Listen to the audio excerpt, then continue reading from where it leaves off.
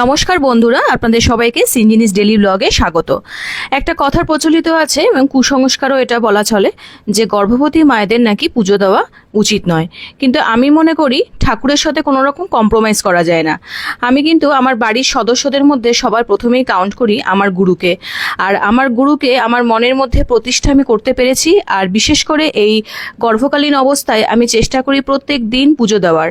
তো আজকে আমি দেখিয়েছি ছুটির দিনে আমি কি করলাম। স্নান করে পুজো সারা না অবধি আমার কোনো কাজ করতেও ঠিক ভালো লাগে না। তো ঠাকুরকে এখানে প্রথমেই ঠাকুরের ফুল ভোগ দিয়ে আমি এখানে ধূপকাঠি মোমবাতি বুলিয়ে তারপর সবাইকে দেখিয়ে নিচ্ছি।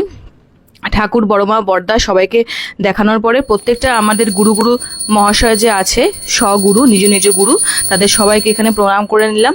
এখানে আমার মা রয়েছে, আমার দাদু, ঠাকুমা, আমাদের আদিগুরু, আমরা যে বুদ্ধিস্ট, বুদ্ধ, কৃষ্ণ, সবাইকে, বিশ্বপিতা আল্লাহ গৌরাঙ্গ মহাপ্রভু, সবাইকে আমি এখানে প্রণাম করে প্রত্যেক দিন পুজোটাকে সেরে নিই।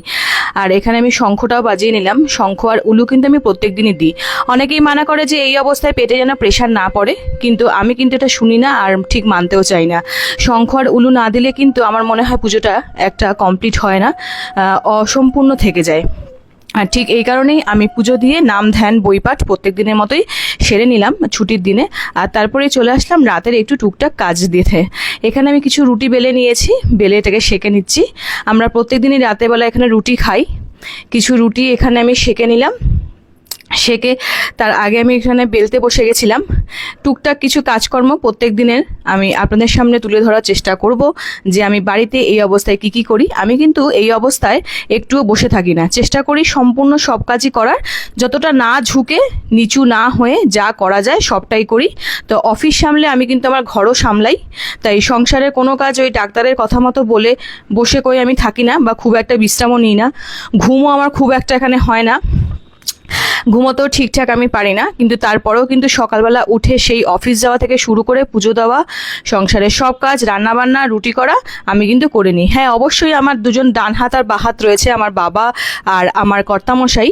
এই দুজন কিন্তু আমাকে ভীষণ সাহায্য করে। যদি সাহায্য না করতো, আমার এই ঘরে যে মহিলাহীন একটা পরিস্থিতি হয়ে উঠেছে, যেখানে আমার মা নেই বা অন্যান্য পিসি, শাশুড়ি যাদেরকে দরকার এই সময়তে আমি কাউকেই সেভাবে কাছে পাই না। তাই জন্য এই দুজন আমার এখন খুবই সহায়তা করে এবং এই অবস্থায় আমাকে যথেষ্ট সাহায্য করে। আমি এইভাবে প্রত্যেক দিন আমি কাজগুলো টুকটাক করে সেরে নিই। যারা মা হতে চলেছেন গর্ভকালীন অবস্থায়, তারা বাড়িতে কি কাজ করেন আমাকে অবশ্যই কমেন্ট বক্সে জানাবেন।